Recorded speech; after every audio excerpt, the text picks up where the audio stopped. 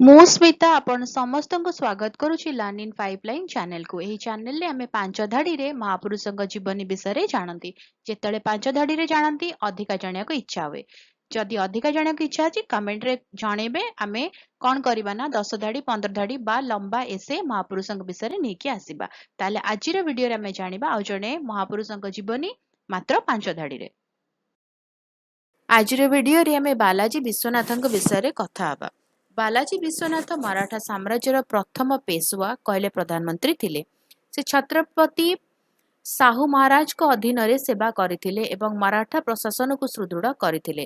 ଔରଙ୍ଗଜେବଙ୍କ ମୃତ୍ୟୁ ପରେ ବିକ୍ଷିପ୍ତ ମରାଠା ପ୍ରମୁଖଙ୍କୁ ଏକତ୍ର କରିବାରେ ସେ ଗୁରୁତ୍ୱପୂର୍ଣ୍ଣ ଭୂମିକା ଗ୍ରହଣ କରିଥିଲେ। ଭାରତରେ ମରାଠା ଶକ୍ତିକୁ ବିସ୍ତାର କରିଥିବା ଗୁରୁତ୍ୱପୂର୍ଣ୍ଣ ଚୁକ୍ତିନାମାଗୁଡ଼ିକ ଉପରେ ବାଲାଜୀ ବିଶ୍ୱନାଥ ଆଲୋଚନା କରିଥିଲେ। ତାଙ୍କୁ ପରବର୍ତ୍ତୀ ସମୟରେ ମରାଠା ଇତିହାସକୁ ଗଠନ କରିଥିବା ଦୃଢ଼ ପେଶୱା ନେତୃତ୍ୱର ସ୍ଥପତି ଭାବରେ ମନେ ରଖାଯାଏ। ଭିଡ଼ିଓଟି କେମିତି ଲାଗିଲା ମୋତେ କମେଣ୍ଟ କରିକି ଜଣେଇବ। ଯଦି ଭଲ ଲାଗିଲା ତାହେଲେ ଭିଡ଼ିଓ ଟିକେ ଲାଇକ୍ କରିଦେବ, ଭିଡ଼ିଓକୁ ସେୟାର କର, ଚ୍ୟାନେଲକୁ ସବସ୍କ୍ରାଇବ କରି ବେଲ୍ ଆଇକନ୍ ପ୍ରେସ୍ କରି ଅଲ୍ ନୋଟିଫିକେସନକୁ ଅନ୍ ରଖିଥାଅ। ତାହେଲେ ରହୁଛି।